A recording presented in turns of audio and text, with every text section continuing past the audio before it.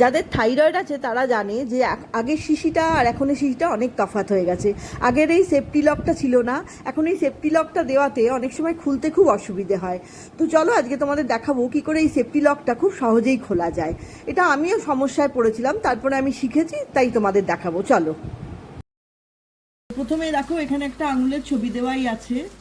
এই আঙুলের ছবিটা ওপর এরমভাবে আঙুলটা দিয়ে, আর এখানে তীর চিহ্ন আছে, এখানে তীর চিহ্ন, এখানে তীর চিহ্ন, এই অনুযায়ী এরমভাবে একটু চাপ দেবে, দিয়ে এই ঘোরালে, এই ঘোরালে, ব্যাস অটোমেটিক এবারে খুলে যাবে।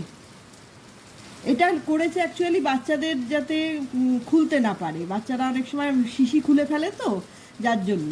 আবার এটা এইভাবেই বন্ধ করে দেবে, ব্যাস বন্ধ হয়ে গেল, কেউই খুলতে পারবে না। এমনি এমনি এমনি এমনি করে ঘোরালেও হবে না, আবার সেই এরকমভাবেই চাপ দিতে হবে, চাপ দিয়ে এরকমভাবে এরকমভাবে ঘুরিয়ে তারপরে এরমভাবে খুলতে হবে।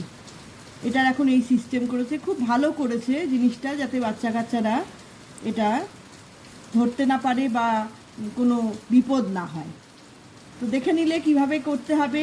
এই আঙুলের ওপরে এইভাবে বুড়ো আঙুলটা দিয়ে একটু চাপ দিতে হবে, দিয়ে এরকমভাবে দুবার তিনবার এরকমভাবে ঘোরালেই এটা অটোমেটিক খুলে যাবে।